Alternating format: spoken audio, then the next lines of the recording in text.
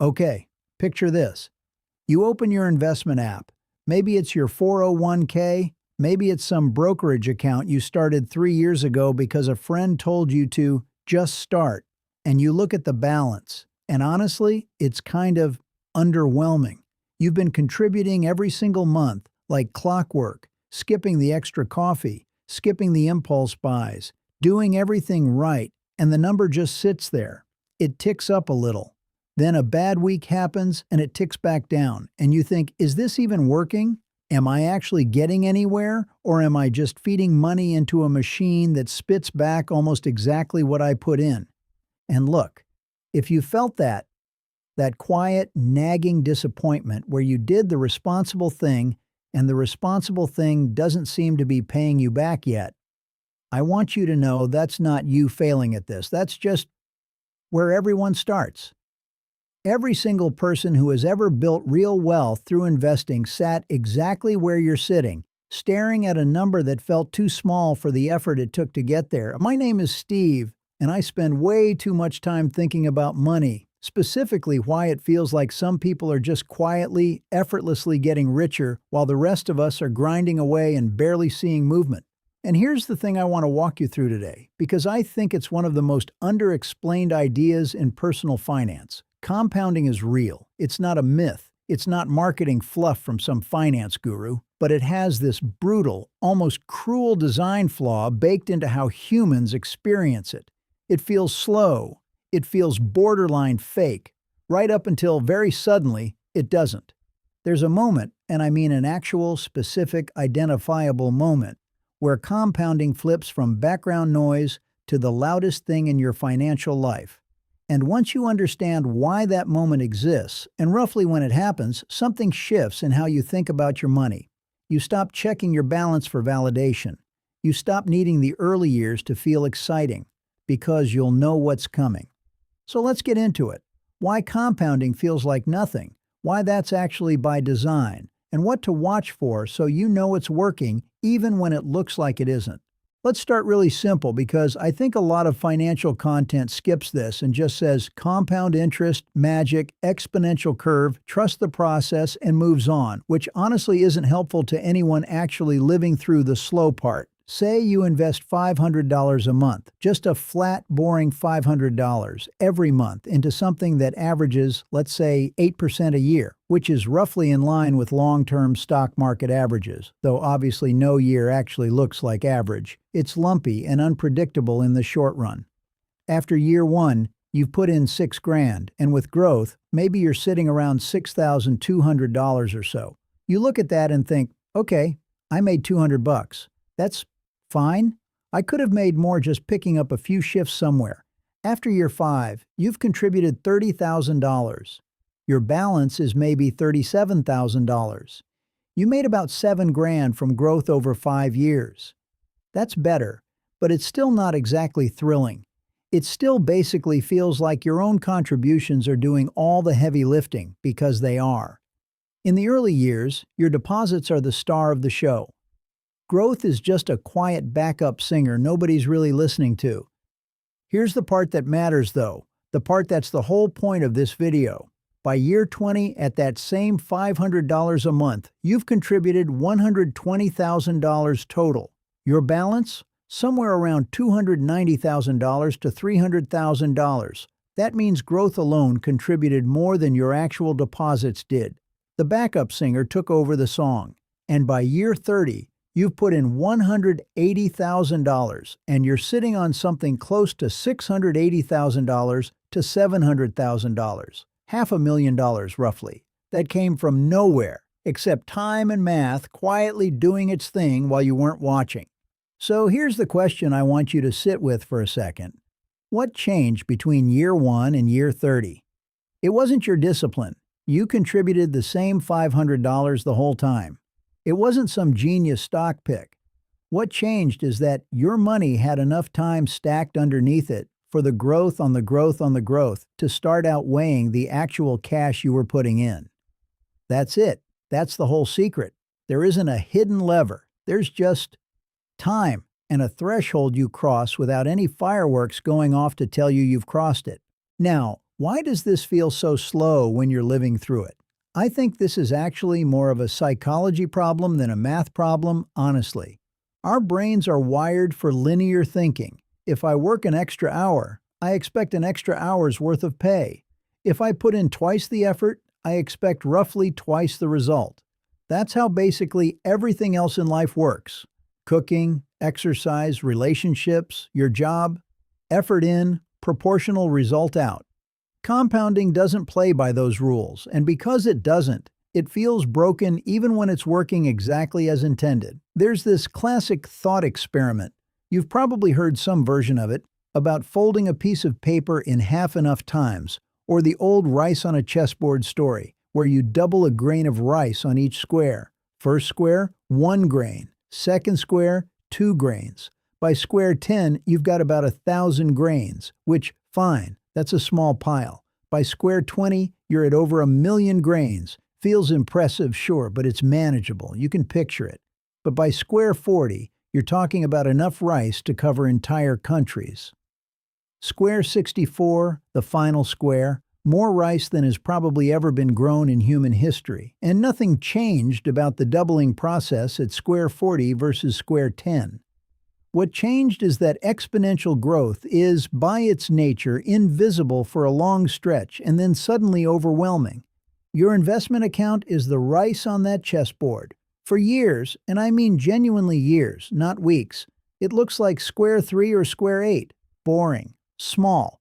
Almost insulting given how much money you're funneling into it. And your brain, which wasn't built to intuit exponential curves, it was built to track lion movements on the savannah, not compound interest, keeps whispering that this isn't working, that you should try something else, something faster, something that feels more like effort equals reward.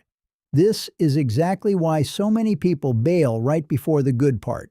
They switch strategies, they chase some hot stock or crypto pump because it moves and feels alive, or they just quietly stop contributing because the account isn't doing anything anyway. And I get it, I really do. I felt that same itch, that same temptation to check if there's a faster way. But the people who end up wealthy through investing, more often than not, aren't the ones who found a shortcut. They're the ones who didn't quit during the boring part. Okay, so let's talk about that flip. The moment I mentioned earlier, the one where compounding goes from background noise to the loudest voice in the room. Financial folks sometimes call this the hockey stick, because if you graph the balance over time, it looks basically flat for a long stretch and then it just bends upward sharply, like the blade of a hockey stick. And if you're trying to pin down when that happens, it's usually somewhere in the ballpark of 15 to 20 years into consistent investing, depending on your contribution amount and your rate of return. That's not a precise law of physics. It shifts depending on your numbers. But the pattern is remarkably consistent across basically every scenario you run. Here's a way to think about why. In the early years, your account balance is small, so even a great return percentage translates into a small dollar amount. An 8% return on $10,000 is $800. Not nothing, but not life-changing either. But an 8% return on $400,000, that's $32,000 in a single year, without you lifting a finger, without adding a single extra dollar of your own money. That's more than a lot of people's entire annual take-home pay, generated purely by the fact that a big pile of money sitting there for a long time. And once your account gets big enough that the annual growth starts rivaling or exceeding your own contributions, something almost psychological happens too. You start to feel like your money is working alongside you, not just sitting there waiting. It stops feeling like a chore and starts feeling like, honestly, kind of a quiet partner in the whole thing. That's the flip. That's the moment. The tricky part, and I want to be honest about this rather than just hype it up, is that you have to survive the boring middle to get there. There's no way to skip to the hockey stick part. Believe me, if there were, everyone would have found it by now, and personal finance YouTube would look very different. Now, since we can't skip the middle, let's talk about what actually shortens it, because there are a few genuine levers here. And I don't want this video to just be trust the process with no substance behind it. The first lever is rate of return, which honestly most people obsess over way too much. trying to find the fund that'll get them 12% instead of 8%, when the difference of a percent or two barely moves the needle compared to the other two levers I'm about to mention. Chasing return is usually where people get themselves into trouble, taking on way more risk than they realize for a marginal improvement, or worse, getting burned entirely. The second lever, and this one's bigger than people think, is contribution amount. Bumping your monthly investment from $500 to $700 doesn't just add proportionally to your end result, because that extra $200 a month is also compounding the whole way. It can shave years off how long it takes to hit that flip point. This is genuinely one of the most underrated moves in personal finance. Not finding a better investment, just feeding the existing one a little more. But the third lever, and this is the one nobody wants to hear because it can't be bought, hacked, or optimized, is time. Time in the market, uninterrupted. Every year you delay starting is a year that gets cut off the cheap end of the curve, the end where compounding is doing the least, sure, but it's also the foundation everything else builds on. Starting at 25 instead of 35 doesn't just give you 10 extra years of contributions. Because of how compounding stacks, those 10 early years can end up worth more than a decade of contributions made later once the account is already large. It's kind of unfair, honestly, in the same way that showing up early to a party matters more than staying later. I think about my own habits here too. There were a couple of years in my 20s where I paused contributions because something felt more urgent at the time. A trip, a car repair, whatever it was. And looking back, I don't regret the trip. But I do think about what those specific dollars, sitting untouched all this time, would have turned into by now. That's not guilt, by the way. It's just information, useful information for the next decision. So, practically, what do you do with all this? I don't think the answer is just have blind faith, because blind faith is fragile. It breaks the first time the market drops 15% and your account looks worse than it did last year. I think the better approach is to change what you're measuring. Instead of watching your total balance, which is going to feel painfully slow for a long stretch, watch your contribution rate and your consistency. Did you invest this month? Did you increase your contribution when you got a raise instead of letting your lifestyle quietly absorb it? Those are things you actually control. And they're the things that determine your flip point. The balance is basically just a lagging scoreboard. It's telling you about decisions you already made a while back, not about how you're doing right now. Another thing that genuinely helps, and this sounds almost too simple, but stick with me, is running the actual numbers for your specific situation, rather than relying on general vibes about the market goes up over time. When you sit down and calculate what your specific contribution, at your specific timeline, actually turns into at year 20 and year 30, it stops being abstract. It becomes a real number with your name attached to it, and that tends to be a lot more motivating than a vague sense that compounding is good, probably. And honestly, maybe give yourself permission to just not check the account so often. I know that sounds counterintuitive coming from a finance channel, but checking a slow-growth asset every single day is like watching a pot boil. It's not going to make it boil faster. It's just going to make you anxious and, ironically, more likely to make an emotional decision you'll regret. Some of the best investors check their accounts quarterly, maybe even less, not because they don't care, but because they understand the timeline they're actually playing on. So here's where I want to land all of this.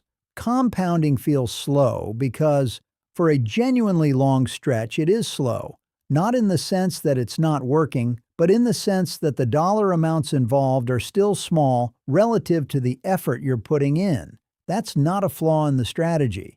That's just what the early part of an exponential curve looks like from the inside. Your brain wants proportional, linear feedback, and compounding simply doesn't offer that until later. And honestly, that mismatch is probably the single biggest reason people give up on investing before it ever had a real chance to work. But there is a flip. There's a real, identifiable point, usually somewhere around 15 to 20 years of consistent investing, depending on your numbers, where the growth on your account starts to outpace your own contributions, and from there, things start moving in a way that can genuinely feel surreal if you weren't expecting it. Not because anything about the strategy changed, just because enough time had finally stacked up underneath the math.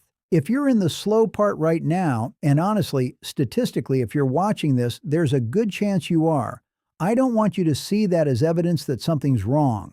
I want you to see it as exactly what the early chapters of this story are supposed to look like. The boring middle isn't a detour from the plan. It is the plan. It's the part where you fund the machine before the machine starts funding you. So keep contributing.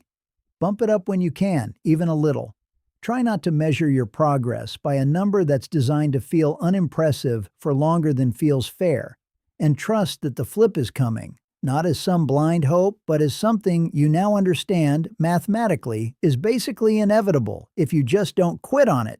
Because one day, and it really does sneak up on people, you're going to open that account and the number is going to have moved more in a single year than you contributed across several. And you'll know, right then, exactly what happened. It was never slow, it was just early.